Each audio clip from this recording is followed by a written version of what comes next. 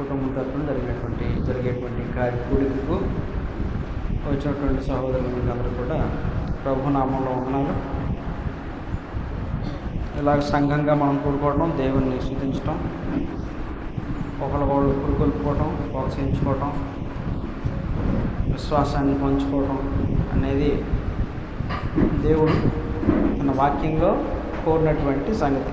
అందువలన తరచుగా మనం ఇలాగ సంఘంగా కూడుకొని దేవుని వాక్యంలో మనం ఎదగటమే కాకుండా దేవుని జ్ఞానంలో అలాగే దేవుని కృపయందు కూడా మనం ఎదగాలి అనేది దేవుని యొక్క ఉద్దేశం.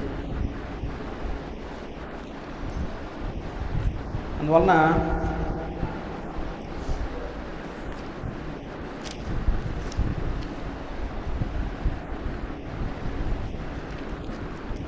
దేవుడి గురించినటువంటి సంగతుల్ని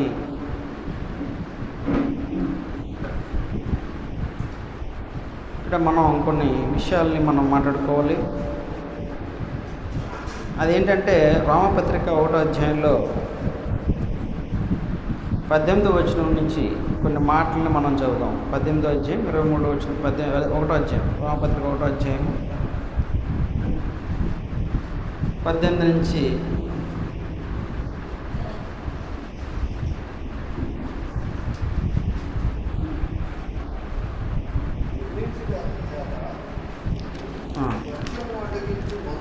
18వ వచనం నుంచి 32వ వచనం వరకు చదువుదాం. అంతే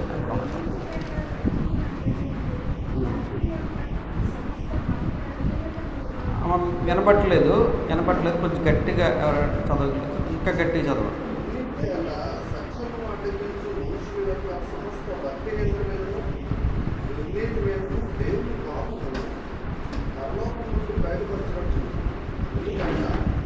దేవుని గురించి తెలియసక్యమైన లేదు, అది వారి మధ్య విషదమైనది. దేవుడు అది వారికి విషదపరచు. ఆయన అదృశ్య లక్షణములు అనగా ఆయన నిత్య శక్తిను, దేవత్వము, జగదుత్పత్తి మొదలుకు సృష్టింపబడిన వస్తువులను ఆలోచించడం వలన ఏర్పడుతుంది. కనుక వారు నిరక్కువై ఉన్నారు మరియు వారు దేవుని ఎరిగి ఆయనను దేవునిగా మహిమపరచలేదు. నాకు చెల్లుకోవడం లేదు, కానీ తమ వాదముల యందు ఎదులేదు. వారి అవివేక హృదయము అంధకారమయమాయదు. తాము జ్ఞానులను చెప్పుకోవచ్చు, బుద్ధిహీనులయ్యారు. వారు అక్షయులకు దేవుని మహిమను, క్షయమను మనుషుల యొక్కయు, పక్షుల యొక్కయు, మనుస్మార జంతువుల యొక్కయు, గురుకుల యొక్కయు ప్రతిమా స్వరూపంగా కాంచింది. ఈ హేతు చేత వారు తమ హృదయముల దురాశను అనుసరించి తమ శరీరమును పరస్పరము అవమానపరుచుకున్నట్టు దేవుడు వారిని అపవిత్రతకు అప్పగించారు. అటు వారు దేవుని సత్యమును అసత్యమును మార్చి సృష్టికర్తకు ప్రతిగా సృష్టము పూజించే యుగముల వరకు ఆయన స్తోత్రాలై ఉన్నాడు. ఆమేన్. అందువల్ల దేవుడు తుచ్చమైన అభిలాషలకు వారిని అప్పగించారు. వారి స్త్రీలు సైతం స్వాభావికమైన ధర్మము విడిచి స్వాభావికమైన ధర్మమును అనుసరించి అటువలే పురుషులు కూడా స్త్రీ యొక్క స్వాభావిక ధర్మము విడిచి పురుషులు అవాచ్యమైన చేయొచ్చు తమ తప్పిదములైన ప్రతిఫలము పొందుచు ఒకరి కామభక్తులై మరియు వారు తమ మనసులో దేవునికి చోటియనకపోయే కనుక చేయరాని కార్యము చేయడానికి దేవుడు భ్రష్ట మనసుకు వారిని అప్పగించారు. అట్టి వారు సమస్తమైన దుర్నీతి చేతను, దుష్టత్వం చేతను, లోభం చేతను, ఈర్ష్య చేతను నిలువరు. మాత్రము, నరహత్య, కలహము, కపటము, వైరమైన వాటితో నిండిన వారే గుడ్డెగాడును, అపవాదులను, దేవద్వేషులను, హింసకులను, అహంకారులను, వేదం వాడువారును, చెడ్డవాటిని కల్పించేవారును, తల్లిదండ్రులకు అవిధేయులను, అవివేకులను, మాట తప్పువారును, అనువాద రైతులను, నిర్దయులైనది. ఈ కార్యములను అభ్యసించేవారు మరణముకు తగిన వారు. వారు దేవుని న్యాయములు వారు బాగుగా ఎరిగి వాటిని చేస్తున్నారు. ఇది మాత్రమే కాక వాటిని అభ్యసించే వారితో సంతోషంగా సంబంధించున్నారు. చాలా ఇక్కడ దేవుడి గురించేటువంటి సంగతిని మనం చూస్తున్నాము. సమస్త దుర్నీతి మీద దేవుని కోపం పరలోకం నుండి బయలుపరచబడుతున్నది అన్నాడు.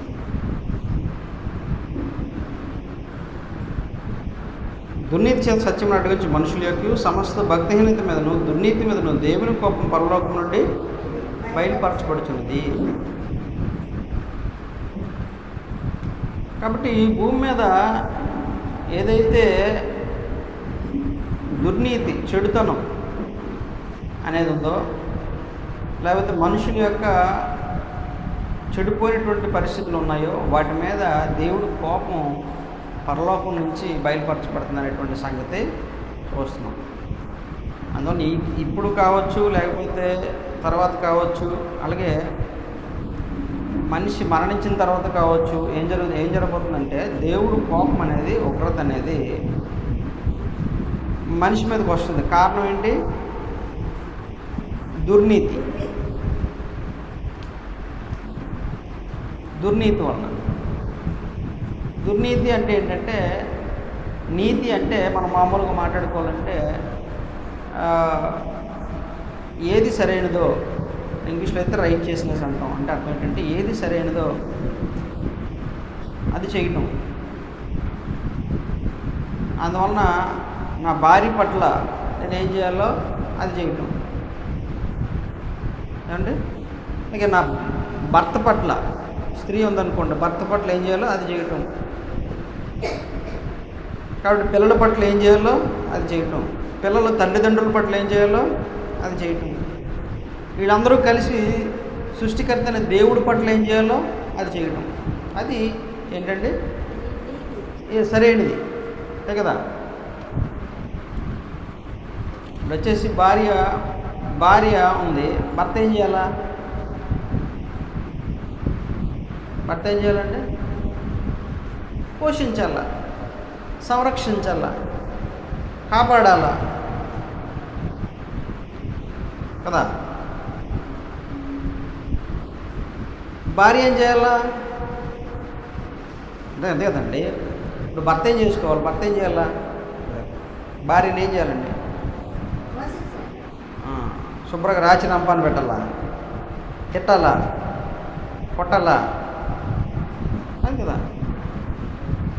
ఆమెను బాధించాలా, తాగేసి వచ్చి ఆయన వేధించాలా, అది కదా. లేనిపోయిన అక్రమ సంబంధాలన్నీ పెట్టుకొని ఈవిడిని, భార్యని అంటే బాధ పెట్టాలా, ఆవిడకి అన్యాయం చేయాలా, ఆవిడ పట్ల అక్రమం నడుచుకోవాలా, అది కాదు. అందువల్ల భార్యని ఏం చేయాలో బైబిల్ దేవుడు చెప్పినాడు, దేవుడు నియమించాడు. ఏంటి? భర్త ఏం చేయాలంటే భార్యని పోషించి సంరక్షించాలి.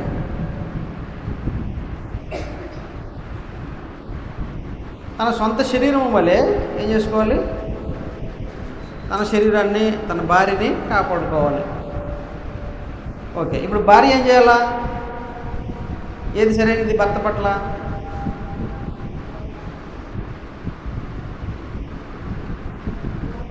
కాబట్టి భర్తలు ఏం చేస్తున్నారో మనం చూసాం.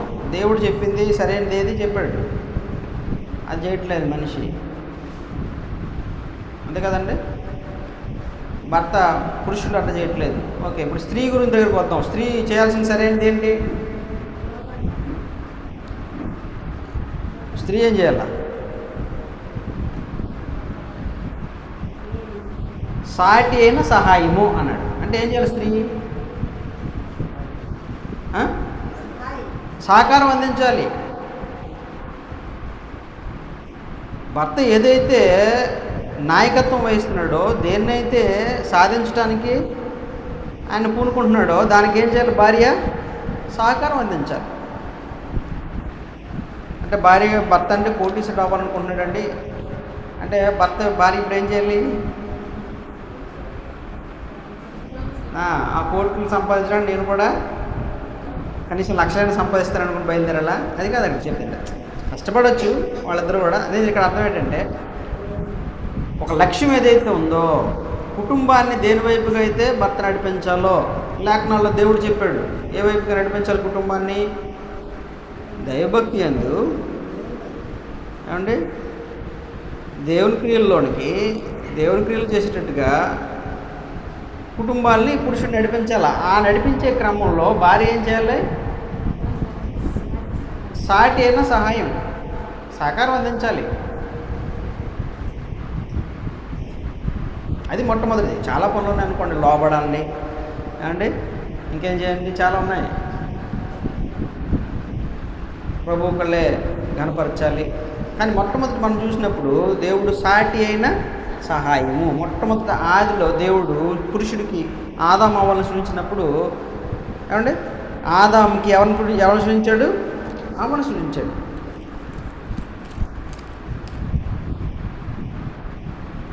చాలామందికి డౌట్ వస్తుంది, ఏమండి మరి మొట్టమొదట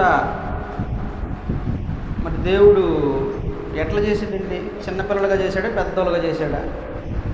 ఎట్లా చేశాడు? చిన్నపిల్లలుగా చేసి ఉంటాడా దేవుడు? చిన్నపిల్లలుగా చేసి ఉంటే ఏం జరగాల? పెంచడానికి ఉండాలి కదా. మరి ఎవరు పెంచుతారు? అందువల్ల మనిషి తాలూకా అజ్ఞానం ఎక్కడ ఉందంటే, మనిషి ఏమంటాడంటే ఏకన జీవులో నుంచి పరిణామ క్రమంలో మనిషి ఉత్పత్తి అయినాడు. ఎట్లా ఉత్పత్తి అవుతాడు?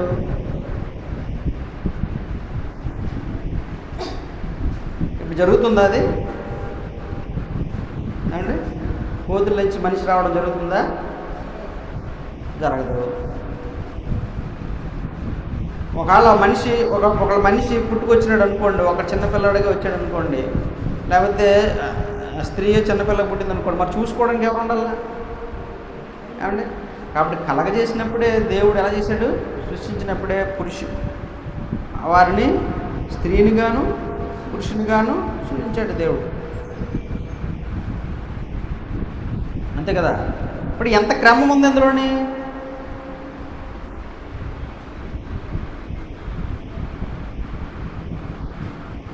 అంతే కదండి.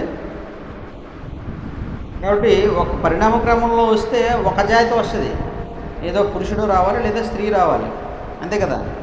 కానీ ఏం జరిగింది ఇక్కడ జాగ్రత్తగా గమనిస్తే, పురుషుడికి సహకారంగా స్త్రీ. ఇందులో ప్లాన్ లేదా? దేవుడి ప్లాన్ కనబడట్లేదా? అందువల్ల దేవుడు నిర్మాణం అనేది మానవుల్లో చాలా స్పష్టంగా కనబడుతుంది. ఏమండి, అందువలన ఎంత అద్భుతమైన నిర్మాణం పురుషుడిది కానీ స్త్రీది కానీ ఎంత అద్భుతంగా దేవుడు నిర్మాణం చేశాడండి శరీరాన్ని.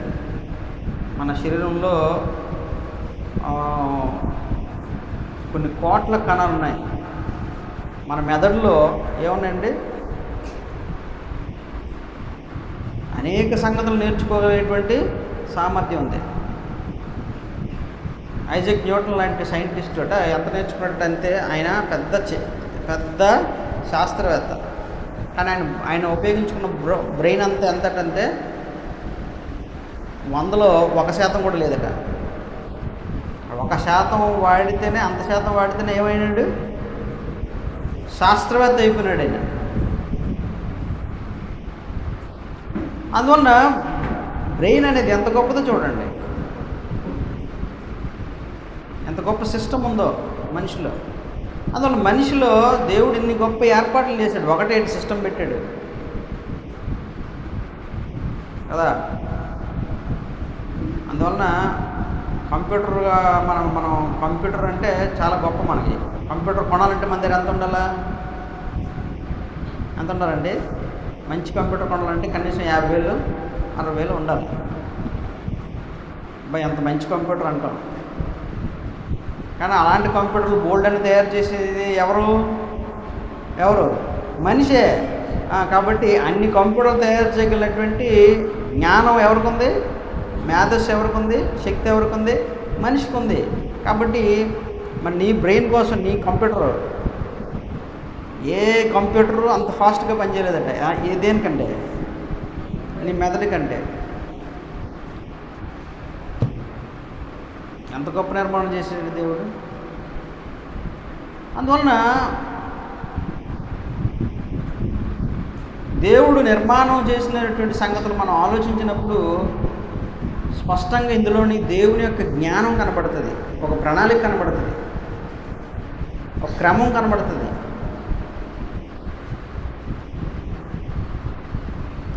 కాబట్టి ఇప్పుడు మన కుటుంబాలు ఇంత చక్కగా ఉన్నాయంటే కారణం క్రమము. భర్తతో భార్య, ఇద్దరితో పాటు పిల్లలు, కుటుంబాలు ఉన్నాయంటే ఏంటంటే క్రమం ఉందా లేదా కదా.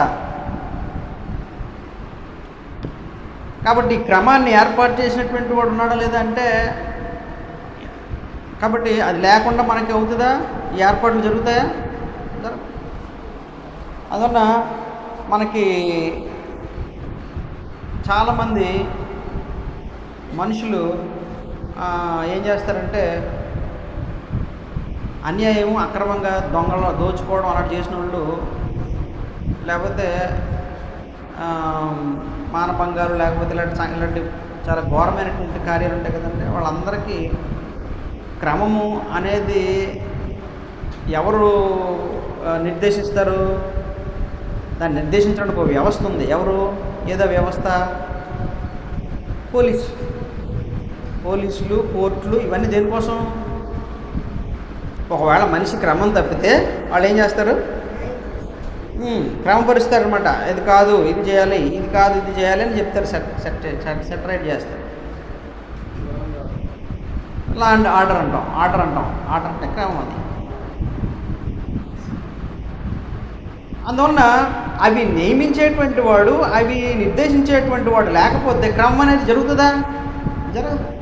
అలాగే మనిషి విషయంలో ఈ క్రమం అనేటువంటి ఏర్పాటుని చేసినటువంటి సృష్టికర్త లేకపోతే ఎట్లా ఇది సాధ్యపడుతుంది? అందులో ఇంత క్రమంగా మనిషి ఎలాగో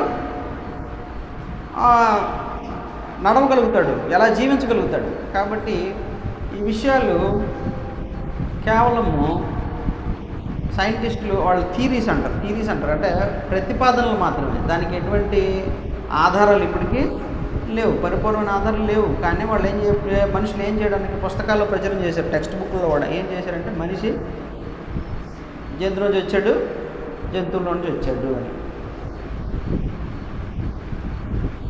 అందువల్ల పోనీ జంతువుల నుంచి వచ్చాడు అనేది ఊహించి రాసినటువంటి ప్రతిపాదన. పోనీ ఈయనేమైనా చూశాడు? ఏ మనిషిని చూశాడో? జంతువుల నుంచి వచ్చాడు, ఆ క్రమం నేను చూశానని చెప్పగలడు ఏ మనిషి అయినా?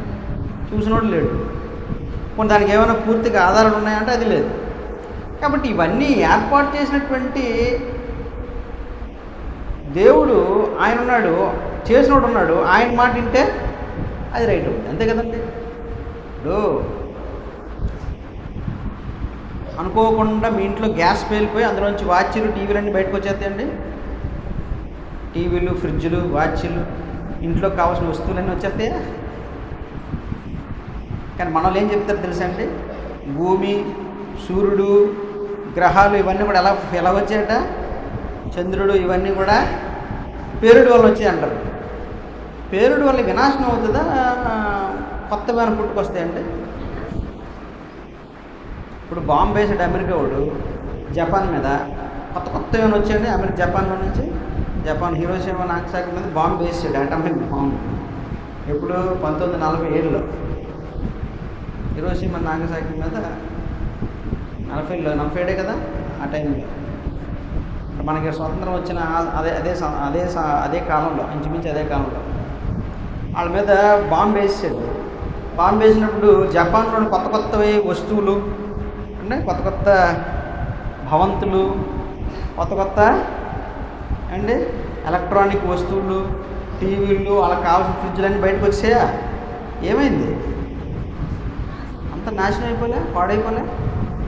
మనిషి బతకడానికి కూడా అవకాశం లేకుండా అయిపోయి ఎన్నో సంవత్సరాలు వాళ్ళు చాలా బాధలు పడ్డారు. ఎంతమంది క్షతగాతులు అయినారు, ఎంతమంది చచ్చిపోయినారు, ఎంతమంది బాధలు పడినారు, ఎన్ని జబ్బులతోటి వాళ్ళు బాధలు పడ్డారు, ఎంత రోధించారో చెప్తున్నాడు. అందువల్ల ఎంత నష్టం జరిగిందో. అందువలన పేరుడు వలన వచ్చిందని మనం నమ్మంటున్నారు. ఎట్లా నమ్ముతాము? ఎవరు చూశారు? ఎవరు చెప్పగలరు? కనీసం మనకు తార్కికమైనటువంటి ఆలోచన ఉండొద్దా? లాజిక్గా ఆలోచించొద్దా? పేరులోంచి ఎట్లా వస్తుంది? అందువలన ఇక్కడ విషయం ఏంటంటే చాలా స్పష్టంగా సృష్టిలో ఉన్నటువంటి క్రమం బట్టి మనం ఏం చేయగలమండి? దేవుడు కలగజేశాడు అనేటువంటి విషయాన్ని మనం చాలా స్పష్టంగా మనిషి గ్రహించగలడు. మనిషి ఆలోచించినటువంటి వస్తువులు, సృష్టింపబడిన వస్తువులను ఆలోచించడం వలన తేటపడుచున్నది అన్నాడు ఆయన. అంతేనండి. ఒకసారి ఆ మాట అన్నాడు. ఎందుకనగా దేవుని గురించి తెలియశక్యమైనదేదో అది వారి మధ్య విషదమైనది.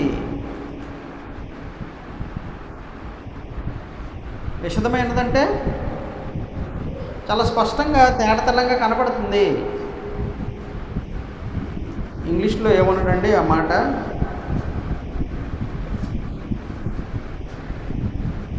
రోమపత్రికలో 1వ అధ్యాయంలో 19వ వచనంలో ఏమన్నాడంటే because that which is known about God is evident with in them.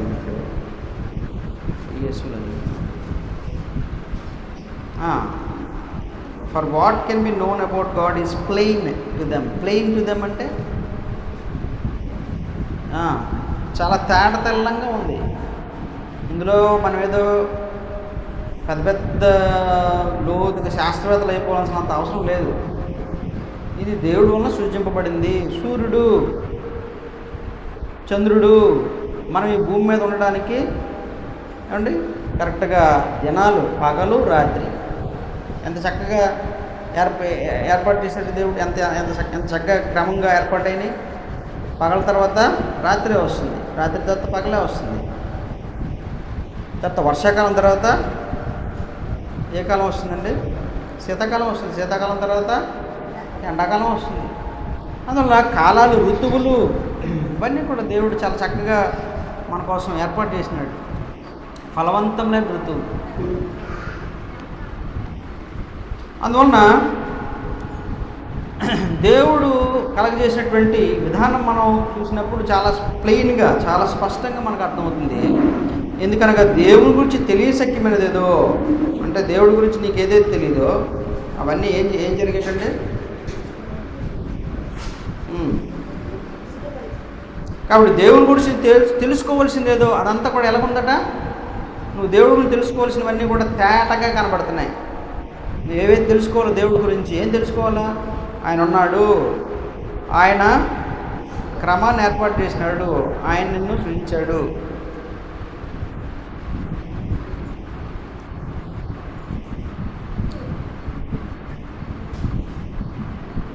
అందువలన మనం ఫస్ట్ ఏం చెప్పుకున్నామంటే ఈ నీతి అనేటువంటిది దేవుడు ఏర్పాటు చేశాడు. ఈ క్రమం ఎలాగైతే దేవుడు ఏర్పాటు చేశాడో నీతి అనేది దేవుడు ఏర్పాటు చేశాడు. కానీ మనిషి ఏం చేశాడండి? ఇప్పుడు ఉదాహరణకి ఇప్పుడు చెప్పుకున్నాము, పురుషుడు ఏం చేయాలా? ఏది సరైనది? నీతి అంటే సరైనది అని చెప్పుకున్నాం. ఏది సరైనది? పురుషుడు ఏం చేయాలండి? స్త్రీ పట్ల అంటే భార్య పట్ల తనకు ఏవైతే చేయాలో అది చేయాలా. ఆయన ప్రేమించాలా, పోషించాలా, సంరక్షించాలా.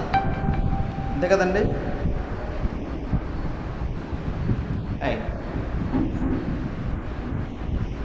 ఇప్పుడు భార్య ఏం చేయాలా? ఏం చేయాలండి? ఎందుకంటే దేవుడు మొట్టమొదట సాటి అయిన సహాయంను చేస్తాను అన్నాడు. సహకారి.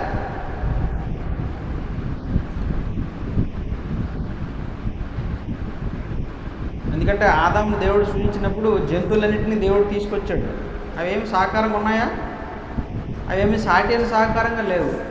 అందువలన దేవుడు ఏం చేశాడంటే సాటి అయిన సహకారం చేయాలనుకున్నాడు దేవుడు. అందువలన అవ్వని ఆయన సృజించాడు. అంతే కదండి. అవ్వమ్మ గారిని దేవుడు సృజించాడు.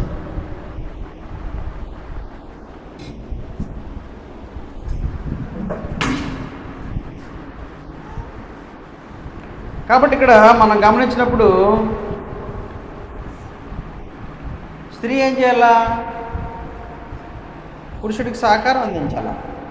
ఆయన ఏదైతే సాధించాలో వాటిలో ఏం చేయాలండి? ఆయన తోడ్పడాలి. ఆమె సహకారంగా ఉండాలి, సహాయం చేయాలి. సరే, ఇప్పుడు వీళ్ళిద్దరు కలిసి ఏం చేయాలి?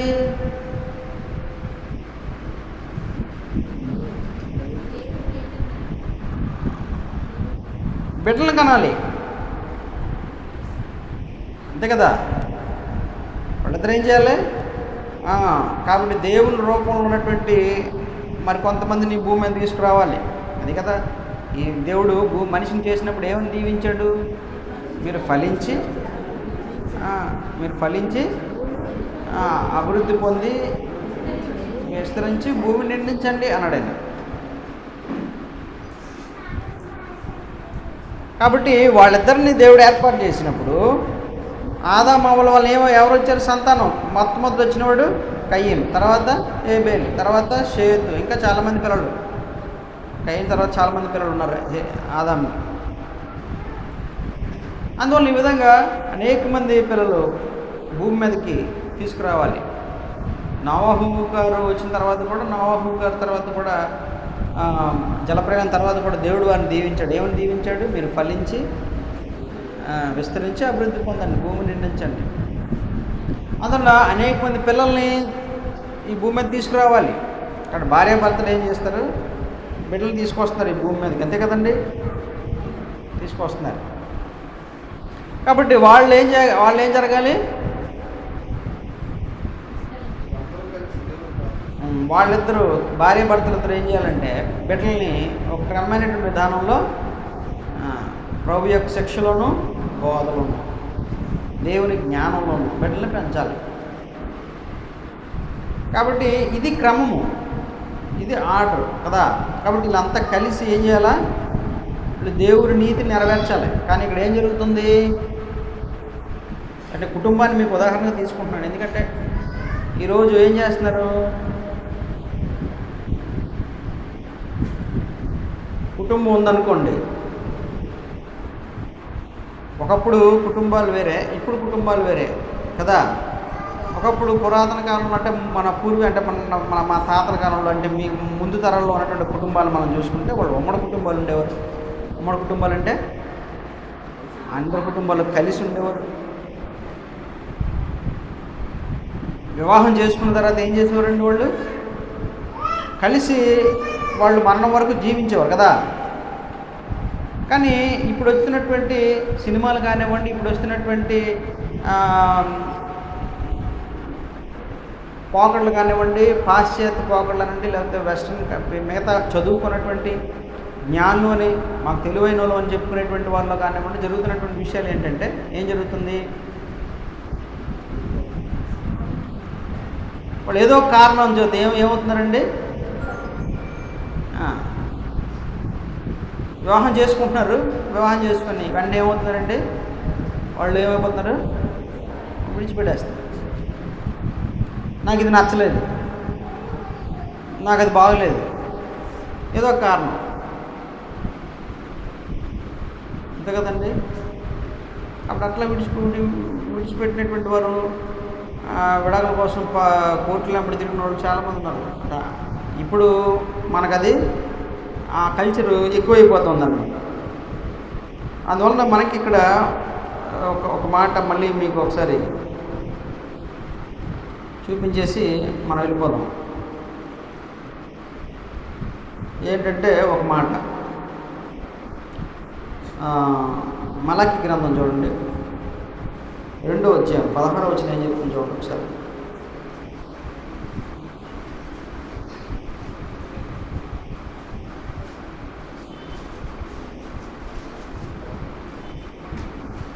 మలాకి గ్రంథం 2వ అధ్యాయం 16వ వచనం. దైవాత్మ నొందిన వారిలో ఎవరును ఇలాగున చేయలేదు అంటే దైవాత్మ కలిగిన వారు ఎవరు కూడా ఇలా చేయరు. ఓకే.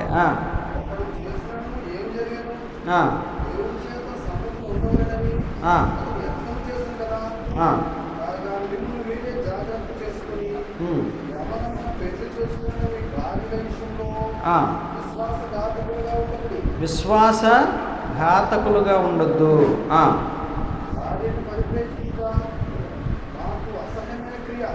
భార్యను పరిత్యజించుట ఏంటట? నాకు అసహ్యమైన క్రియ. ఇశ్రాయేలు దేవుడకు యెహోవా వర్ణించున్నాడు. కాబట్టి ఇదేంటి? విశ్వాసఘాతుకం అన్నాడైనా.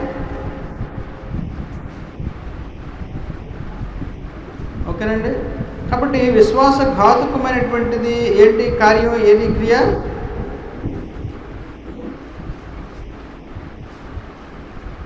పరిత్యజించడం. పరిత్యజించడం అంటే విడిచిపెట్టడం.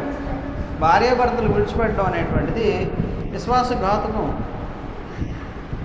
మోసం. అంతేకాదు ఇంకేంటంటే అది వైలెన్స్ అంటాం కదా, అది వైలెన్స్.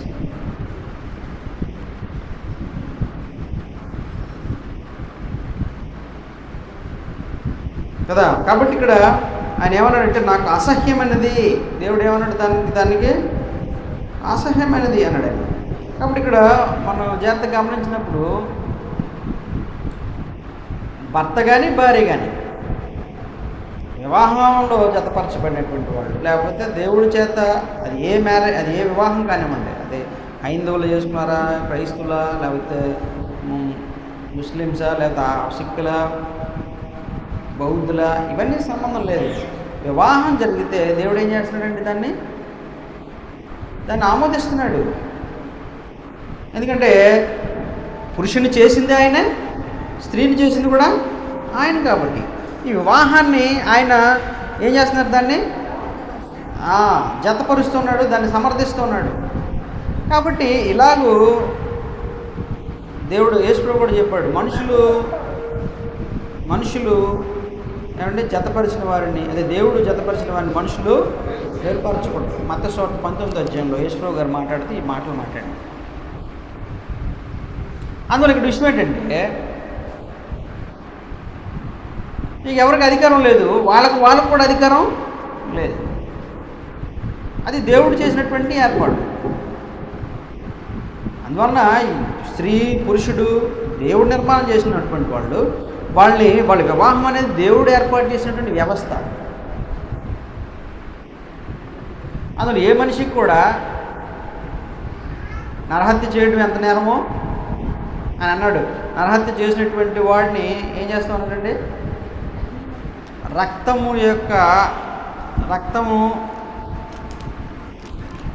రక్తము తాలూకా దాన్ని నేను ఆ లెక్క నేను అడుగుతానన్నాడు ఆయన. చూడండి ఒకసారి 6వ ఆదికాండము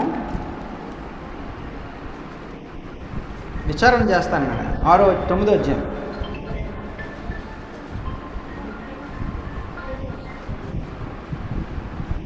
5వ వచనం, 9వ అధ్యాయం 5వ వచనం.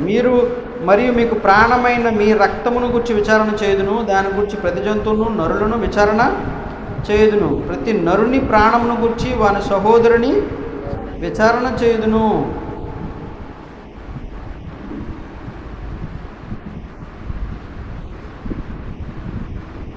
చూసారా? ప్రతి నరుని ప్రాణమును గురించి వాని సహోదరుని విచారణ చేయుదును, నరుని రక్తమును చిందించు వాని రక్తము నరుని వలననే చిందింపబడును. అదే అంటే నరుని రక్తం చిందించినటువంటి వాడి రక్తము నరుల వల్లనే చిందింపబడుతుంది అన్నాడు. అంటే దీని అర్థం ఏంటి? అక్కడ దేవుడు ఏం చెప్తున్నాడు అంటే ఒకడు చంపితే మళ్ళా ఎవడో ఇల్లు ఇంకోటి చంపేస్తాడనా? కాదు. అక్కడ దేవుడు ఏం చెప్తున్నాడంటే నరుడు చేశాడు కాబట్టి ఆ యొక్క దాని తరకు ఫలితం నరుని వల్లనే ఆ వ్యక్తి అనుభవిస్తాడు. ఇప్పుడు కలకట్టాలో ఒక డాక్టర్ని ట్రైన్ డాక్టర్నా డాక్టర్ని ఏం చేశాడండి వాళ్ళు, ఆ ప్రిన్సిపల్ లేకపోతే ఏం జరిగిందో మనకి అది అసలు తెలియట్లేదు, కొంచెమే తెలుసు మనకి. ఎంతో ఘోరమైనటువంటి పరిస్థితుల్లో అమ్మాయిని చంపేశారు. ఇప్పుడు ఏం చేస్తారైతే వాడిని వదిలేస్తారా? వాడు హ్యాపీగా బయటకు వచ్చేస్తాడా? వాడు సుఖంగా జీవిస్తాడా? ఇదివరకట్లాగా జీవించగలుగుతాడా? తన కుటుంబంతో బ్రతకగలుగుతాడా? ఛాన్స్ లేదు. ఏం చేస్తారు ఇప్పుడు? వాడిని హింసించడమే కాదు, ఇంకేం చేస్తారు? వాడు మరణదండన కూడా విధిస్తాడు. ఎవరు విధిస్తారు? ఎవరు విధిస్తారండి? మనుషులే విధిస్తారు. ఎవరు? జడ్జిలే. వాళ్ళు ఎవరు? వాళ్ళు మనుషులే కదా. అందువలన మనుషులే ఏం చేస్తారండి? నరుని ప్రాణమును ఎవడైతే తీసాడో మళ్ళీ ఆయన రక్తం చిందింపబడుతుంది, నరుల వల్లనే చిందింపబడుతుంది అన్నాడు దేవుడు. అంటే దేవుడు చెప్పినటువంటి విషయం ఏంటంటే ప్రాణం అనేది అంత ప్రాముఖ్యమైనది. ఎందుకంటే దేవుడు చేసినటువంటిది. అంతేకాదు దేవుడు విచారణ చేస్తాడు. వదిలేస్తాడా? మనుషులు చిందించేసారు, మనుషులు అయిపోయింది, ఇంక చంపేశారు కాబట్టి అయిపోయింది, ఆడికి శిక్ష అయిపోయినట్ట కాదు. ఎవరు విచారణ చేస్తారు? నరుని ప్రాణం గురించి వాని సహోదరుని విచారణ చేస్తాను.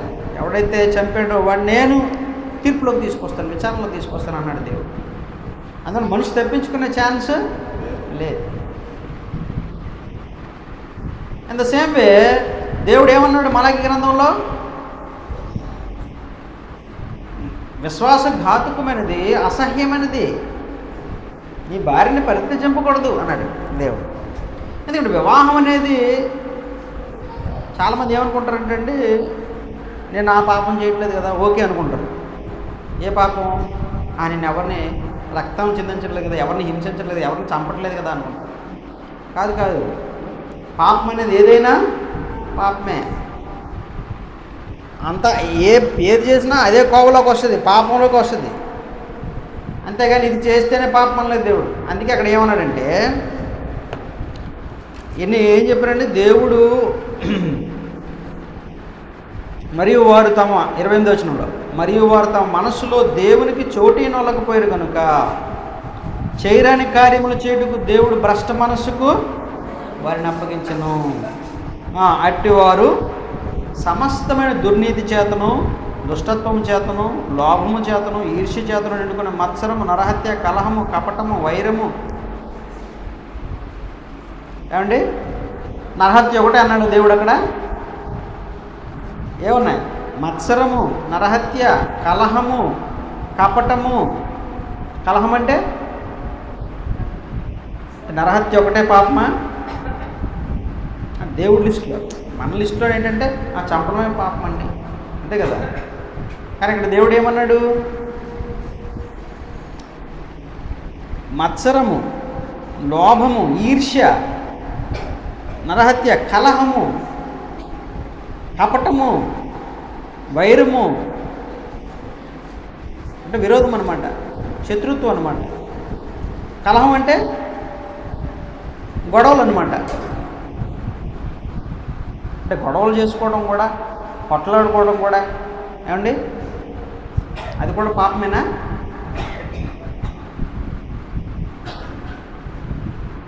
మరి ఎలాగండి? మనం ఎలా ఊరుకుంటామండి? అవతల వాళ్ళు మీద పడిపోతుంటే మనం కిక్కురు మనం ఉండగలం ఏంటండి అంటారేమో. కొన్ని పత్రికలు ఏమన్నాడంటే ఆయన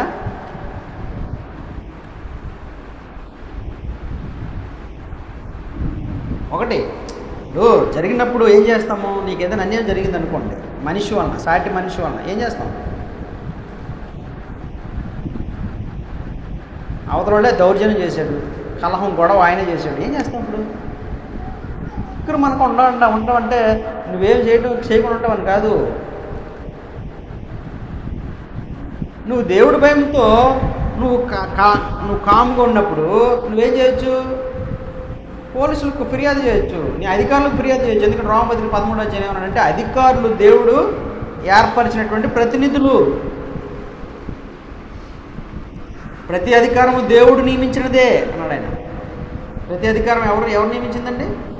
దేవుడు నియమించింది. మనిషిని దేవుడే చేశాడు, అధికారం కూడా ఎవరు నియమించారు? దేవుడే నియమించాడు.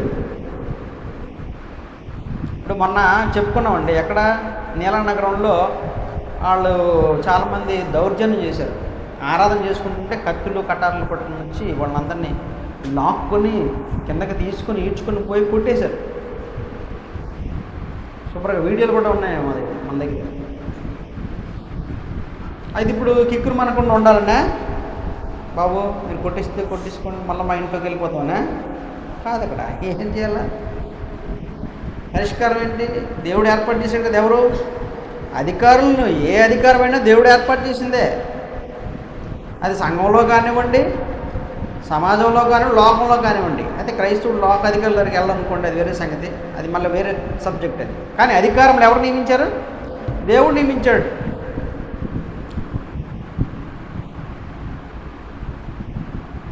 పోనీ లంచం తీసుకునో లేకపోతే ఏదో చేసో లేకపోతే పక్షపాత ధోరణితోటో అక్కడ నీకు న్యాయం జరగలేదు అనుకోండి, మరి ఏంటి పరిస్థితి అయితే?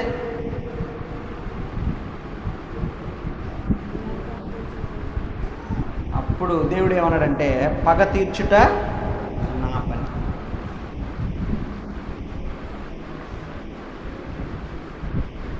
అయిపోయింది అనుకుంటున్నావా? అక్కడితో అయిపోయిందా? నీకు అన్యాయం జరిగినట్టేనా? గౌరవపడదు.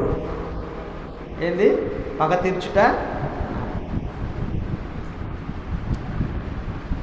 జీవము గల దేవుని చేతిలో పడుట భయంకరము. ఆయన చేతిలో పడిపోతే ఇంకా ఆయన చేతిలోకి వెళ్ళిపోయినావో నువ్వు ఎవరైనా కానీ అయిపోయింది ఇంకా. అందువల్ల నేను అనేది ఏంటంటే, ఆయన ఉగ్రత దేని మీద వస్తుందండి? దుర్నీతి మీద ఆయన ఉగ్రత వస్తుంది. ఇప్పుడు చిన్న క్వశ్చన్ తర్వాత మళ్ళీ మనం పాఠంలోకి వెళ్ళిపోదాం. ఇప్పుడు మనిషి ఉగ్రతకి దేవుని ఉగ్రతకి తేడా ఏంటి చెప్పండి?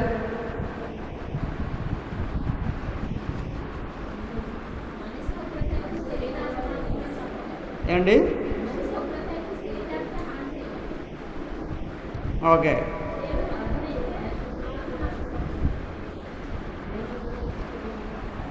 నేను ఎందుకు ఇలాగ అంటున్నానంటే, 2వ అధ్యాయంలో చూడండి, 2వ అధ్యాయంలో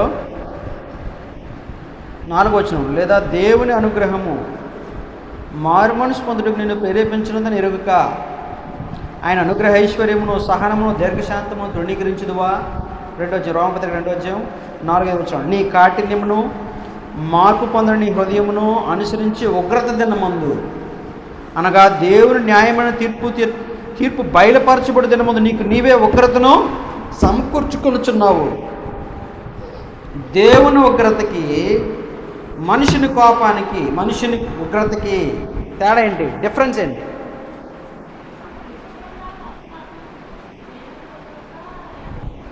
ఏమండి? అవును,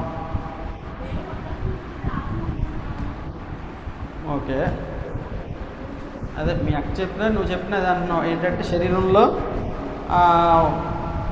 ఉన్నప్పుడు మనిషి ఉగ్రత శరీరం మీదకి మాత్రం పనిచేస్తుంది, దేవుడు ఉగ్రత ఆత్మ మీద కూడా పనిచేస్తుంది. ఓకే, ఇందులో తప్పని కాదు, ఇందులో తప్పని మనం చెప్పడానికి ఏం లేదు, వాస్తవమే.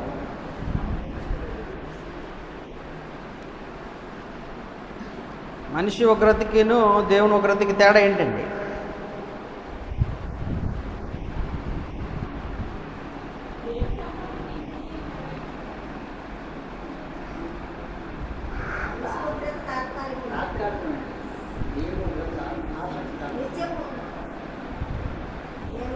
పరిణామం, లేకపోతే దాని పర్యవసానం, దాని యొక్క రిజల్ట్ వచ్చి అంటున్నారు. మనిషిది అయితే ఏదో కొద్ది రోజులు బ్రతుకున్నంత వరకు దాని తొలకి. ఇప్పుడు నాకు కోపం వచ్చిందనుకో, లేకపోతే భర్తకి కోపం వచ్చిందనుకో, పడేళ్ళలో ఒకటి కొట్టినాడు, కోపం అది అంతేనా కదా, కొట్టాడు గట్టిగా. నా భార్య కోపం వచ్చింది, ఏమండి 4 గట్టిగా బూతులు తిట్టింది, అంతేనా? ఇంకా కొంచెం గట్టి వాళ్ళు అయితే ఏం చేస్తారు, లోపల కొట్టేసి బయట ఏడుస్తారు గట్టి. అంతేనండి, అంతే కదా? అది మనుషుల కోపం, అంతేనా?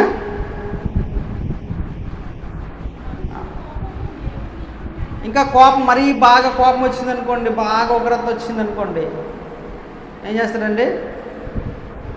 హింసిస్తాడు, లేకపోతే మనిషికి మనిషి హింసిస్తాడు, లేకపోతే ఇంకా బాగా కోపము ద్వేషం అన్నీ పెట్టుకున్నాడు అనుకోండి, ఏం చేస్తాడు? చంపేస్తాడు. చంపేస్తే ఏమైంది?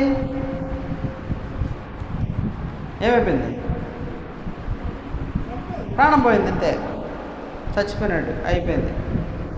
దాని తర్వాత ఏమైనా చేయగలుగుతాడా? ఇంక మరి ఇంకేం అయిపోయింది. దాన్ని ఆడు చంపినాడు, ఆడి మీద కోపం తెచ్చుకున్నాడు, అప్పుడు వీడికి ఏమవుతుంది? దాని యొక్క పర్యవసానం, దాని ఫలితం ఇతను అనిపించాలి. ఎందుకంటే దేవుడు చెప్పాడు కదా, నువ్వు వాడిని చంపినావు కాబట్టి ఇప్పుడు నేనేం చేయాలా? ఇంకోటి ఎవడో చంపుతాడు, ఎవడో కోర్టులు పోలీసులు చంపుతారు, అది ఈయన అనిపించాలి అంతే. అక్కడతో అది లేదు. తప్పించుకోవడానికి అవకాశం ఉందా? లేదు. దేవుడు అన్నాడు, ఏమన్నాడంటే దేవుడి చేతిలో పట్టే, అంటే మీరు చెప్పింది నేను చెప్పింది ఎక్స్ప్లెయిన్ చేస్తున్నాను. దేవుడు కోపం ఏంటంటే, దేవుడు ఒక్కరిది ఏంటంటే అది శరీరమును ఆత్మను కూడా నరకంలో నశింప చేయగలదు. చాలా తీవ్రమైనది. అంటే దేవుడు ఏమన్నాడండి, దేహమునే చంపు వారికి భయపడకుడు కానీ దేహమును ఆత్మను కూడా నరకంలో నశింప చేయగలవానికి మిక్కిలి భయపడండి. దాన్ని భయపడాల. ఎన్నో అధ్యాయం ఉండేది, 10వ అధ్యాయం 28వ వచనం. రైట్, మత్తయి సువార్త 10వ అధ్యాయము 28వ వచనం. దేహమును చంపు వారికి భయపడకూడదు కానీ దేహమును ఆత్మను కూడా నరకములో నశింపజేయగలరు. అంటే దేవుని ఉగ్రత ఎంత తీవ్రమైనదంటే చాలా భయంకరమైనది. ఎంత తీవ్రంగా ఉంటుందంటే ధనవంతుడు లాజరు ఏం జరిగిందండి, ధనవంతుడు ఇక్కడ చాలా బహుగా సుఖపడేటువంటి వాడు, సుఖాల్లో మునిగి తేలేటువంటి వాడు, ఎన్ని సుఖాలు అనిపించినాడు ఆయన,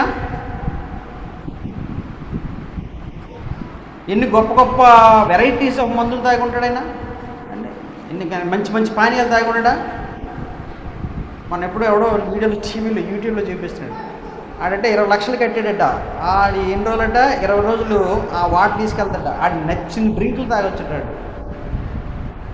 రకరకాల రుచులు, పానీయాలు, డ్రింక్స్ అనమాట.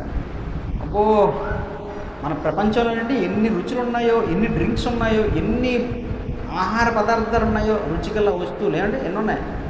అబ్బా, ఇవన్నీ మనిషి ఆనందిస్తున్నప్పుడు దేవుడా ఎంత గొప్పగా అవకాశం ఇచ్చావు అని శుభ్రంగా హ్యాపీగా తినాల్సింది. ఈడేం చేస్తున్నాడు, దేవుడిని వదిలేసి మనిషి ఏం చేస్తున్నాడండి, ఇక పూర్తిగా అందులోని మునిగి తేలుతూ ఉన్నాడు. ధనవంతుడు అదే చేశాడు. ఏం చేశాడు ఆయన, దేవుణ్ణి విడిచిపెట్టేసి సుఖాల మీద పడినాడు. సుఖాలను అనిపించడానికి జీవితం అనుకున్నాడు, జీవితం సుఖాల కొరకు అనుకున్నాడు. ఓకే, అయిపోయిన తర్వాత ఎలాగుందండి పరిస్థితి, లాజరుని పంపించి నీటి బొట్టు, చిటికిన వేళ్ళతో నీటి బొట్టుని, తాగిన డ్రింక్లు ఎక్కడ, కాస్ట్లీ అండి విలువైన పానీయాలు ఎక్కడ, నీటి చొక్క ఎక్కడండి. కాబట్టి అక్కడ కేకలేస్తున్నాడు, అయ్యా అబ్రహామా, రొమ్ము కొట్టుకుంటున్నాడు, బాబు ఒక్కసారి పంపించు నా నాలుకని తడపడానికి. ఇది యేసుప్రభు చెప్పిందండి, ఇది అబద్ధం అవడానికి అవకాశమే లేదు, ఛాన్సే లేదు, 100% ఛాన్సే లేదు. ఎందుకంటే యేసుప్రభు తప్పు అని ఎవడో నిరూపిస్తే, యేసుప్రభు అబద్ధం అని నిరూపిస్తే ఆవిడ ఆయన చెప్పింది కూడా అబద్ధం. ఈ ప్రపంచంలో భూమి మీద పుట్టినవాడు ఎవడు కూడా యేసుప్రభు అబద్ధం అని చెప్పడానికి ఎంతవరకు సాహసించలేదు, సాహసించబోడు కూడా. ఎందుకంటే చరిత్ర పురుషుడు ఆయన సాదాసీదా కాదు, కథల్లో ఉన్నటువంటి వాడు కాదండి, మనుషులు చెప్పుకునే కథల్లో ఉన్నాడు కాదండి, ఏదో ఒక మతంకి సంబంధించినటువంటి వ్యక్తి కాదు, చరిత్రక పురుషుడు. చరిత్ర పురుషుడు. ఆయన పుట్టలేదు, ఆయన జీవించలేదు అని కాదనగలేదు దమ్ము ఎవరికైనా ఉందా అంటే ఇంతవరకు ఎవరికి లేదండి, ఎవ్వరు నిరూపించలేదండి. అందువల్ల యేసుప్రభు చెప్పిన మాటలు కూడా ఆయన నిరూపిస్తే అప్పుడు యేసుప్రభు మాట కూడా తప్పుకోవడం అనడానికి ఆధారం ఉంటుంది. అందులో యేసుప్రభు మాటలు తప్పుకోవడానికి ఎట్టే ఆవిష్కారం లేదు, మనం నమ్మి తీరాల్సిందే. అందువలన అలాంటి పరిస్థితుల్లోకి వెళ్ళిపోయినాడు ధనవంతుడు. నీటి చుక్క కోసం ఏం చేస్తున్నాడండి, కేకలేస్తున్నాడు, ఆరపడుతున్నాడు. అందువలన దేవుడు ఉగ్రత అంత తీవ్రమైనది, ఇంత తీవ్రంగా ఉంటుంది ఆయన కోపం.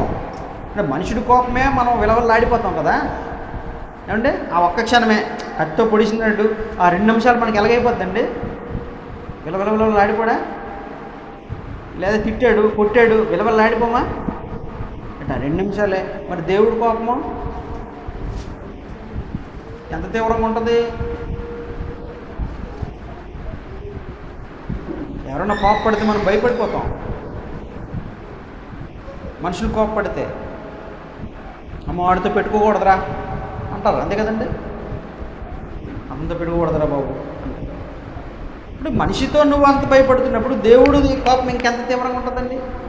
అది చెప్పినాడు ఆయన. అందుకే దేవుని చేతిలో పడుట భయంకరం అన్నాడు.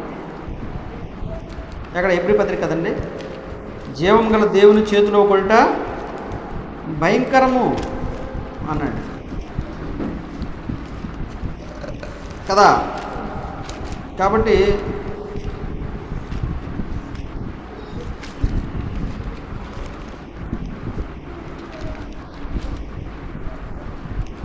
ఎబ్రీ పత్రికలో ఉంటుందన్నమాట. మొత్తానికి ఆ జీవం గల దేవుని చేతిలో పడ్డ భయంకరం అనేటువంటి మాట మనకు కనబడుతుంది. అయితే మనకి గమనించాల్సిన సంగతి ఏంటంటే ఇక్కడ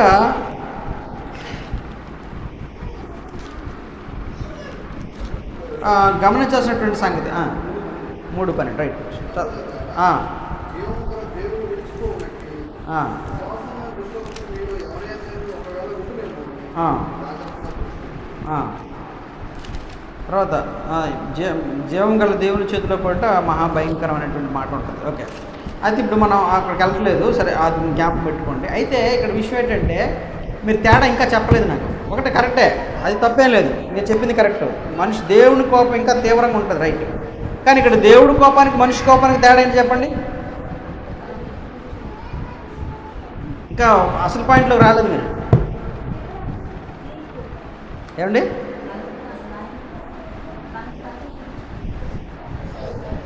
దేవుని ఉగ్రతకి మనిషి ఉగ్రతకి తేడా ఏంటంటే భేదం ఏంటి?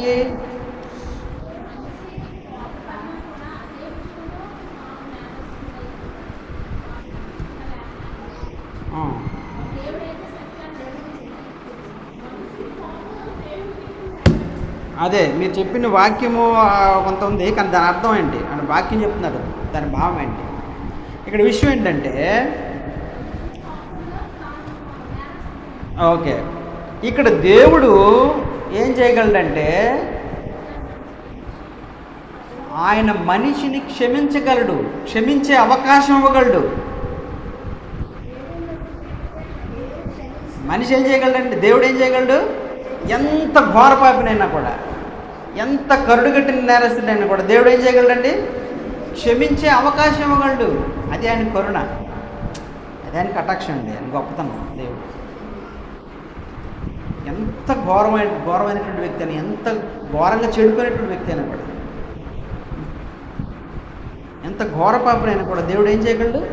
క్షమిస్తాడు, అవకాశం ఇస్తాడు. పేతురుపత్రికలో ఏమన్నాడంటే ఎవడునూ నశించకూడదని ఇచ్చే ఎంపక ఆయన ఏం చేస్తున్నాడు? తన దీర్ఘశాంతమును కనపరుస్తున్నాడు. కింద వచనంలో ఆయన ఎలాంటి ఉగ్రత చూపిస్తాడంటే భూమి మీద ఉన్న కృత్యములు కాలిపోతాయి, పంచభూతములు మహావేంద్రములతో లయమైపోతాయి. పేతురు రాసిన 2వ పత్రిక 3వ అధ్యాయం కదండి. కాబట్టి ఏం జరుగుతుంది? దేవుడు సృష్టించినటువంటి సృష్టిని, ఆయన సృష్టి మీద పాపంతో ఉన్న మనుషుల మీద ఆయన కోపాన్ని చూపిస్తాడు, ఉగ్రతని కనపరుస్తాడు. రాబోతున్న ఉగ్రతని ఎవడు ఏమండి భరించగలడు? పేతురు రాసిన పత్రిక 3వ అధ్యాయంలో. అయితే అది దానికి ముందు చూద్దాం. దానికి 10వ వచనంలో అయితే ప్రభు దినము దొంగ వచ్చినట్లు వచ్చును, ఆ దినమున ఆకాశం మహాధ్వనితో గతించిపోవును, పంచిపోతును వికటమైన వేండ్రముతో లయమైపోను, భూమియు దాని మీద కృత్యములను కాలిపోవును, ఇవన్నీ లయమైపోను కనుక ఆకాశము రగులుకొని లయమైపోనట్టు పంచిపోతును మహావేంద్రంతో కరిగిపోయినట్టు దేవుని తనకు రాకడ కొరకు కనిపెట్టచ్చు, దాని నాశతో అపేక్షించు. మీరు పరిశుద్ధమైన ప్రవర్తనతో భక్తితో ఎంతో జాగ్రత్తగా ఉండవలను.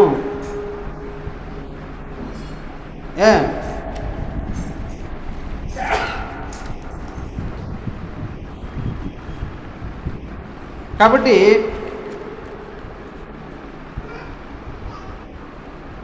ఆయన ఏం చేద్దాం? ఆయన ఆకాశం పంచిపోతున్న మహాన్ని కలిపి దేవుని తనకు రాకడ కొరకు కనిపెట్టు, దాని ఆశతో అపేక్షించుడి. కాబట్టి ఇక్కడ ఇంత ఘోరమైనటువంటి విధానంలో దేవుడు ఉగ్రతను కనపరుస్తాడు. ఓకే, అయితే ఆ పై వచనం 9కి ఇప్పుడు వెళ్దాం. కొందరు ఆలస్యం ఎంచుకొనిచున్నట్లుగా ప్రభు తన వాగ్దానం గురించి ఆలస్యము చేయవాడు కాడు, కానీ ఎవడును నశింపవలనని హెచ్చింపక అందరూ మారు మనసు పొందవలనని కోరుచు మీ ఎడల దీర్ఘశాంతం గలవాడై ఉన్నాడు. మారు మనసు పొందాలని దేవుడు కోరుతున్నాడు. అది ఆయన కోపంలో ఉన్నటువంటి ప్రత్యేకత. మనిషి అలా ఆలోచించడండి. నాకు చేశాడు కాబట్టి ఏం చేయాలా? మనిషి కోపం వచ్చింది, ఏం చేయాలా?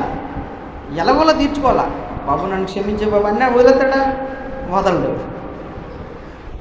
నాకు తప్పైపోయింది బాబు అంటే వదులుతాడా? వదలడు. ఏదో ఒక రకంగా వాడి మీద కక్ష తీర్చుకుంటాడు. కానీ దేవుడు మాత్రమే ఏం చేయగలడండి? ఏమీ చేయలేనిలాగా ఆయన మళ్ళీ ఏం చేయగలుగుతాడు? తీసేసుకోగలుగుతాడు. ఎంత గొప్ప క్వాలిటీ దేవుళ్ళు. అసలు నువ్వేం చేయలేదురా, నువ్వేం లేదు నీలో, అసలు నువ్వే తప్పు చేయలేదు అన్నట్టుగా ఆయన ఏం చేసుకోగలడండి? దేవుడు తీసుకోగలడు.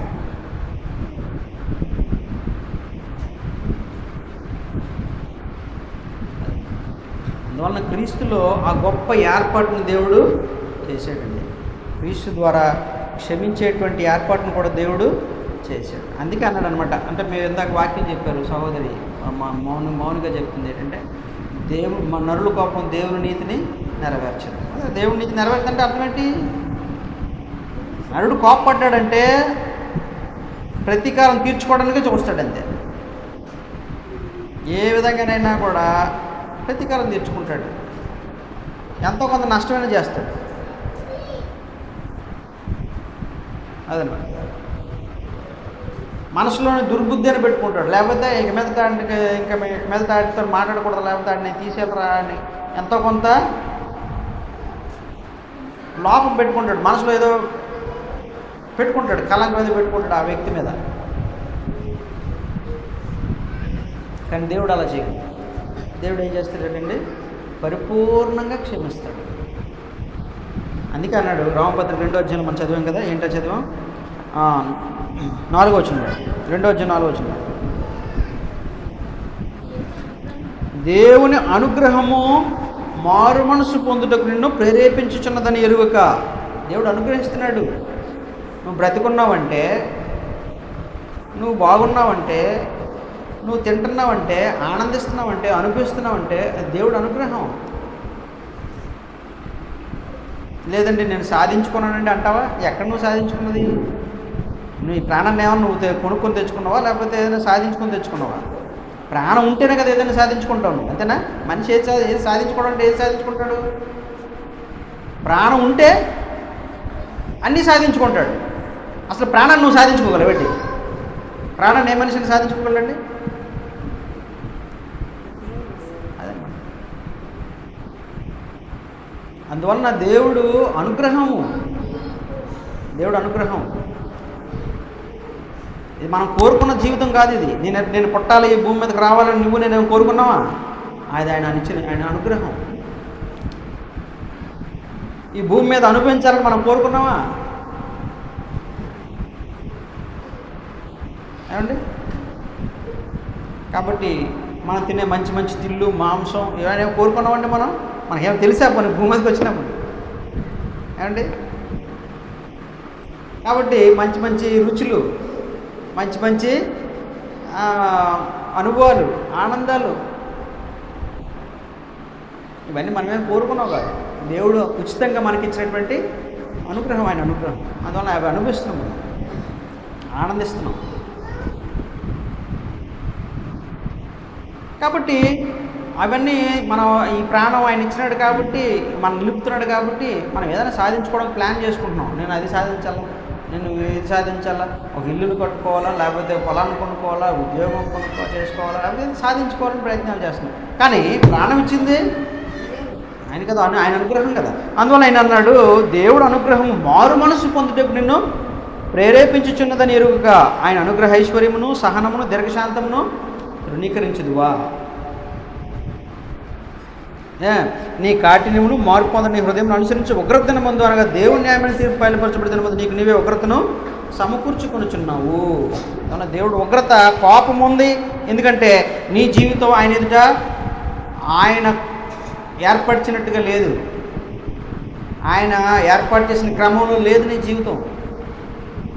ఆయన నీ జీవితం గురించి ఏమనుకున్నాడో అలాంటి విధానం లేదు. ఇందాక చెప్పాను కదా, భర్త భార్యతో వ్యవహరించాల్సిన విధానం లేదు, భార్య భర్తతో వ్యవహరించాల్సిన విధానం లేదు, వాళ్ళిద్దరూ పిల్లల్ని పెంచాల్సినటువంటి విధానం లేదు, పరిస్థితులు లేవు.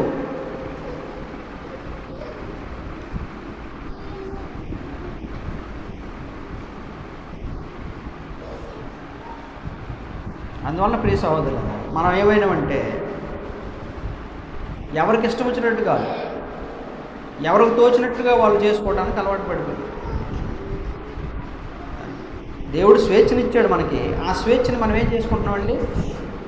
ఆ స్వేచ్ఛతో మనం ఏం చేసుకుంటున్నాం? వైలెన్స్ చేస్తున్నాం. వైలెన్స్ అంటే ఏంటి? విశ్వాసఘాతుకం. వైలెన్స్ అంటే ఏంటండి? హింస. హింస అన్నమాట. అందువల్ల ఇక్కడ విషయం ఏంటంటే,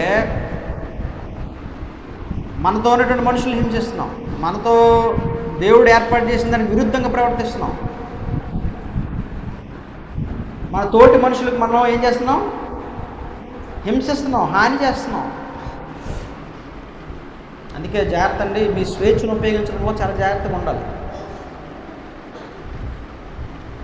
మనకు ఒక చిన్న ప్రాబ్లం ఉందండి మనలో. ఏంటంటే సెల్ఫ్ పిటీ ఎక్కువ మనకి. సెల్ఫ్ పిటీ అంటే అర్థం ఏంటి? సెల్ఫ్ పిటీ అంటే అర్థం ఏంటంటే మన మీద మనకు జాలి, అమితమైనటువంటి జాలి. భర్త ఏమనుకుంటాడంటే, నేను ఎంత కష్టపడిపోతున్నానో, బా నా ఎంత కష్టం ఎవరూ పడరు అనుకుంటాడు ఆయన. భార్య ఏమనుకుంటుంది? చూసావా తెల్లారి దగ్గర నుంచి రాత్రి పడుకునేంత వరకు నీకోసమే, మీ వీళ్ళ కోసమే సేవ అయిపోతుంది, కనీసం నేను 1 గంట నా కోసం నేను బతకటం లేదు.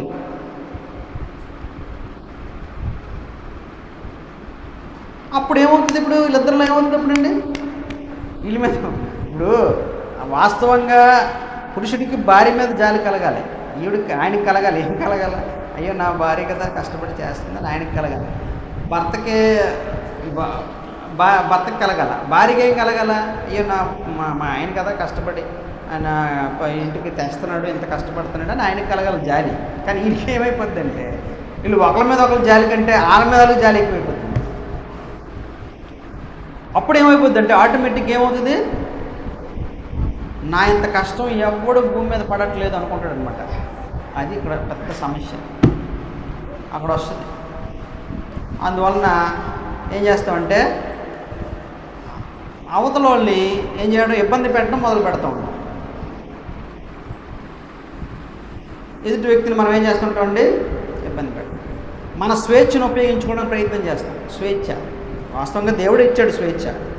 ప్రతి వ్యక్తి కూడా ఏంటంటే స్వేచ్ఛతో కూడుకున్నట్టు స్వేచ్ఛ ఇచ్చాడు దేవుడు, అంతే కదా. స్వేచ్ఛ అంటే ఎంత ప్రాముఖ్యమైనదంటే, మన దేశం మీద బ్రిటిష్ ప్రభుత్వం వాళ్ళు వచ్చి మనల్ని లోపరుచుకోవాలని చూస్తే ఏం చేస్తాం? మనందరం కూడా, మన పూర్వీకులందరూ కూడా, మేమందరం చచ్చిపోతాం కానీ మాకు స్వేచ్ఛ కావాలి, ప్రాణాలు బలిచ్చి మరి పోరాడు. అంటే స్వేచ్ఛ ఎంత ముఖ్యమైనది? ప్రాణం కంటే విలువైనది. అసలు ఆ స్వేచ్ఛ ఎవరు ఇచ్చారు? దేవుడు కదా ఇచ్చాడు. దేవుడు కదా ప్రాణం ఇచ్చాడు, స్వేచ్ఛ ఇచ్చాడు. అందువల్ల దేవుడిని నువ్వు వద్దనుకునేంతగా ఎంత స్వేచ్ఛ ఇచ్చాడంటే దేవుడు, నాకు దేవుడు కూడా వద్దు, దేవుడితో కూడా నాకు వద్దు, నా ఇష్టం వచ్చినట్టు నేను చేసుకుంటాను అనేంత స్వేచ్ఛ దేవుడు నీకు ఇచ్చాడు. ఎందుకంటే చూడండి, దేవుడు ఎవరినైనా ఖచ్చితంగా నువ్వు నమ్మాలి అని బలవంతం చేస్తున్నాడా? అలాగైతే కంప్యూటర్ లాగే మనల్ని కూడా దేవుడు చేసింది, మనుషుల్లో చేయడు, అంతే కదా. అందువల్ల దేవుడు స్వేచ్ఛని ఏం చేశాడంటే, మళ్ళీ ఏం చేశాడండి? ఆయన తన ప్రేమను కనబరిచాడు, రిస్క్ తీసుకున్నాడు ఆయన మన విషయంలో. అందువల్ల దేవుడు అంత స్వేచ్ఛని ఇచ్చాడు. కానీ ఆ స్వేచ్ఛని మనిషి దేనికి ఉపయోగించుకుంటాడండి?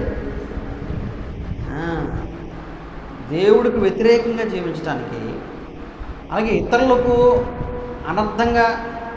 అనర్థమైనటువంటి హింసాత్మకమైనటువంటి సంఘటన జరిగించడానికి. ఇప్పుడు మీకు అర్థమవడానికి చెప్తున్నానండి. అమెరికాలో ఉంటారు, భర్త ఉంటాడు, భార్యని బిడ్డలని వదిలేసి వెళ్ళిపోతాడు. వెళ్ళిపోతాడు అంతే. పెళ్లి చేసుకుంటాడు, పిల్లగానే వెళ్తాడు, తూచి అంటాడు అంతే. నేను నీతో ఉండాలనుకున్నాను, బాగుంటుంది అనుకున్నాను, సుఖం ఉంటుంది అనుకున్నాను, నీది నా సుఖం లేదు, తూచి అంటాడు అంతే అని వెళ్ళిపోతాడు. ఇప్పుడు సఫర్ ఎవరు అవుతారు చెప్పండి? ఎవరు సఫర్ అవుతారు? ఆడి స్వేచ్ఛను ఉపయోగించి ఆడు సుఖపడడానికి ఆడు వెళ్ళిపోయినాడు. అఫ్కోర్స్ ఆ స్వేచ్ఛ ద్వారా సుఖం ఎంత వస్తుంది అనేది మనకి తప్పిన కుమారుడు కథలో మనం వినలేదా? ఎలాంటి పరిస్థితి వస్తుందో తెలుసు. తర్వాత ఆ స్వేచ్ఛని బట్టి ఎలాంటి పరిస్థితి వస్తుందో మనకు తెలుసు, ఎలాంటి పరిస్థితుల్లోకి వెళ్తారో తెలుసు. కానీ స్వేచ్ఛను ఉపయోగించుకున్నటువంటి ఆ దృక్పథంతో వెళ్ళిపోయినాడే ఆడు కొద్ది కాలంలోనే దాని పరిస్థితి అనిపిస్తాడు, అది వేరే సంగతి. కానీ వెంటనే అనిపించేది ఎవరు? తనతో ఉన్నటువంటి మనుషులు, తన భార్య, తన బిడ్డలు, పిల్లలు తండ్రి లేక ఎంత బాధపడతారండి? వాళ్ళు ఎలా పెరుగుతారండి? తండ్రి ప్రేమ లేకుండా పెరిగితే ఎంత ఘోరంగా ఉంటుందో పరిస్థితి, ఎంత బాధాకరంగా ఉంటుంది. అందువల్ల ఇవన్నీ కూడా విషయం ఏంటంటే, మీకు ఉదాహరణకు చెప్తున్నాను. అంటే మనిషి ఏం చేస్తాడంటే స్వేచ్ఛని దేవుడికి విరుద్ధంగా, ఇతరులకు విరుద్ధంగా, తనకు తానే నాశనకరంగా ఉపయోగించుకుంటూ ఉన్నాడు అన్నమాట. అందువలన ఏం జరుగుతుంది? ఈ స్వేచ్ఛను బట్టి నీ ఇష్టానుసారంగా నీకు తోచినట్లుగా నువ్వు జీవించడం బట్టి నువ్వు ఉగ్రతను ఏం చేసుకుంటున్నావు? సమకూర్చుకుంటున్నావు. అయితే మనిషి అయితే నిన్ను విడిచిపెట్టడు.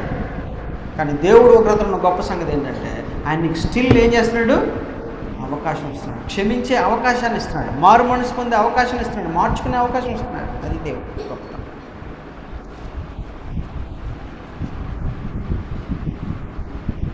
అందువల్ల ప్రియ సహోదరులారా, ఇక్కడ 28వ వచనం నుంచి మనం చూస్తే అందులో పాపములు ఎన్నున్నాయి చూడండి. అందులో ఒక పాపం కాదు, స్వేచ్ఛను బట్టి ఎన్ని పాపాలు చేస్తున్నాడు మనిషి? ఒకటి కాదు. అందులో నువ్వు అన్నది ఏంటంటే, అందులో ఏమండి ఇది చేయట్లేదు కాబట్టి నేను నరహత్య ఒక్కటే చేయట్లేదు కాబట్టి నేను పాపం చేయడం అన్నాక లేదు. అక్కడ మిగతా ఎన్ని పాపాలు ఉన్నాయండి?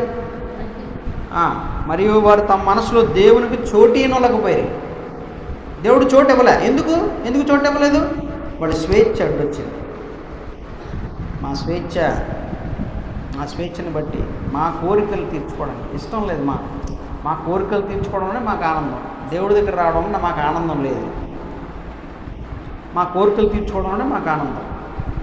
కాబట్టి స్వేచ్ఛని దేవుడికి విరుద్ధంగా ఉపయోగిస్తున్నారు. వాళ్ళు సృష్టించినటువంటి సృష్టికర్తకు విరుద్ధంగా ఉపయోగిస్తున్నారు. అందువలన దేవుడు చోటు ఇవ్వలేదు వాళ్ళ దేవునికి. వాళ్ళ జీవితంలో తమ స్వేచ్ఛను నమ్ముకునే పోయినారు, పరుగులు పెడుతున్నారు. అందుకు ఏం జరిగిందట? గనుక చేయరాని కార్యములు చేయుటకు దేవుడు భ్రష్ట మనసుకు వారిని అప్పగించెను. అట్టివారు సమస్తమైన దుర్నీతి చేతను, దుష్టత్వము చేతను, లోభము చేతను, ఈర్ష్య చేతను నిండుకొని మత్సరము, నరహత్య, కలహము, కపటము, వైరం అని వాటిని నిండిన వారే పొండిగాండ్రు అంటే అర్థం ఏంటండి? పొండిగాండ్రు అంటే అర్థం ఏంటి? పొండిగాండ్రు అంటే నువ్వు నాకు ఏదైనా తప్పు చేసినావు అనుకో, లేకపోతే నా పట్ల ఏదో నచ్చని విధంగా ప్రవర్తించావు అనుకో, సహోదరుడా నువ్వు నాకు నచ్చని విధంగా నువ్వు ఈ పని చేసావు, నాకు ఈ హాని చేసావు అని చెప్పడానికి బదులు పక్కకి వెళ్ళి చెప్తావు అనమాట ఆడి మీద. ఆడు ఎలా అనుకుంటున్నావు? అది కొండిగాండ్రు. ఎవరైతే తన పట్ల తప్పు చేశారో వాళ్ళతో నేరుగా మాట్లాడడం మానేసి, వారితో నేరుగా పరిష్కరించుకోవడం మానేసి, పక్కోడి దగ్గరికి వెళ్ళి వాళ్ళ గురించి చెడ్డగా చెప్పడం, చెడ్డగా మాట్లాడడం, అది కొండిగాండ్రు. అపవాదికులు, అపవాదులు అంటే ఉట్టునే అపవాదులు వేసేవారు, చేయకుండానే తప్పుల్ని అంటగట్టేవారు. దేవద్వేషులు, హింసకులు, అహంకారులు, నేనే ఇంకెవరు ఉండడానికి వీలేదు, అహంకారులు, ఏమండి బెంకములాడువారు. బెంకములు అంటే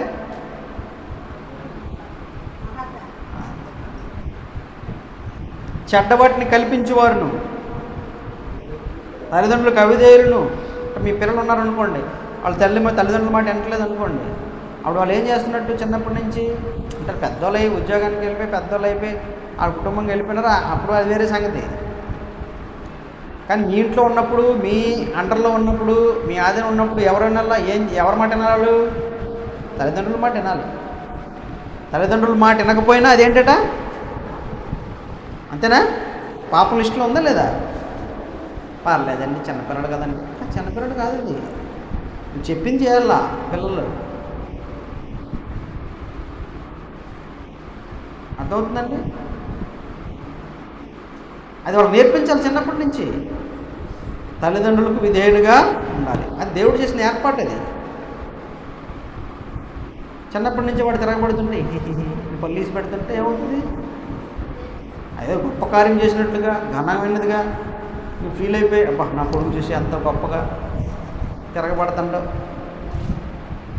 అది పాపం. అది అందువలన తల్లిదండ్రులకు విధేయులుగా ఉండాలని నేర్పించాలి. ఏమంటే అంతేనా? తల్లిదండ్రులు మాట ఉన్నారని నేర్పించాలి. తల్లిదండ్రులకు అవిధేయులను, మాట తప్పువారు, అనురాగరహితులు, నిర్దయులు, ఇట్టి కార్యములు అభ్యసించేవారు, మరణమును తగినవారు అని దేవుని న్యాయవిధి బాగుగా ఎరిగి ఉండి. ఇవన్నీ చేసేవాళ్ళు దేనికి తగినవాడట? మరణమునకు తగినవారు. అంటే దేవుని ఉగ్రతకి ఏమవుతారండి? లోనయ్యేటువంటి వారు. దేవుని కోపానికి, దుర్నీతి సంబంధమైన సంగతులు అనమాట. అని దేవుని న్యాయవిధిని వారు బాగా ఎరిగి వాటిని చేయుచున్నారు. ఇది మాత్రమే కాక వాటిని అభ్యసించి వారితో సంతోషంగా సమ్మతించుచున్నారు. వాళ్ళు నేరుగా చేయకపోయినా కొన్ని ఏం చేస్తారండి? చూసి సమ్మతిస్తారు, సంతోషిస్తారు. కొన్ని హింసాత్మకమైన సినిమాలు ఏమండి, అవి చూస్తున్నామంటే అర్థం ఏంటి? లేకపోతే చెడు సినిమాలు, చెడ్డ సినిమాలు అండ్ యూట్యూబ్లోని లేకపోతే వాటిలోని చెడ్డ చేయట్లేదు. మనం హత్యలు చేయట్లేదు, లేకపోతే హింసించట్లేదు, లేకపోతే వ్యభిచారం చేయట్లేదు. కానీ నువ్వేం చేస్తున్నావు? వాటిని చూస్తున్నావు, సంతోషిస్తున్నావు. అంటే అర్థం ఏంటి? నేరుగా చేయకపోయినా వాటిని సంతోషించడం కూడా ఏంటట? పాపము. వాటిని ఆనందించడం కూడా ఏంటి? పాపము. అందువలన ఇక్కడ విషయం ఏంటంటే,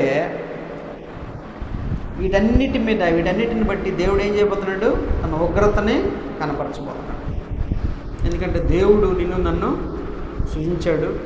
మనం సృజించడంలో గాలిలోని అర్థం లేకుండా, గాలిని మూట కట్టినట్టుగా ఏమండి, మన జీవితాలకు అర్థం లేకుండా ఓ జంతువులకు పుట్టేసి, జంతువులకు పెరిగేసి, జంతువులకు చచ్చిపోవడం దేవుడు మనల్ని సృజించలేదు. కాబట్టి ఆయన ఉద్దేశం ఉంది, ఆయన క్రమం ఉంది. కాబట్టి వాటన్నిటిని, దేవుడిని, ఆయన ఉద్దేశాన్ని, క్రమాన్ని మనం విస్మరించి, చెప్పారు కదండి, స్వేచ్ఛ అని కోరుకొని మన ఇష్టానుసారంగా ఈ పాపములు మనం చేయటం బట్టి దేవుడు ఉగ్రత మనుషుల మీదకి. కాబట్టి ఎవరినూ తప్పించుకోవడానికి అవకాశం లేదు. అపోస్తలకార్యములు 17వ అధ్యాయంలో 23వ వచనంలో ఆయన అన్నాడు, దేవుడు తీర్పు దినాన్ని ఆయన ఏర్పాటు చేశాడు. అపోస్తలకార్యములు 17వ అధ్యాయము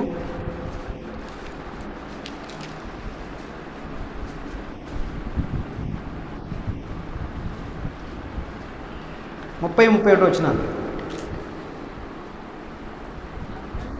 ఆ అజ్ఞాన కాలములను దేవుడు చూచి చూడనట్టుగా ఉండదు. ఇప్పుడైతే అంతటను అందరూ మారు మనసు పొందవలని మనుషులకు ఆజ్ఞాపించుతున్నాడు. దేవుడు ఆజ్ఞాపిస్తున్నాడు.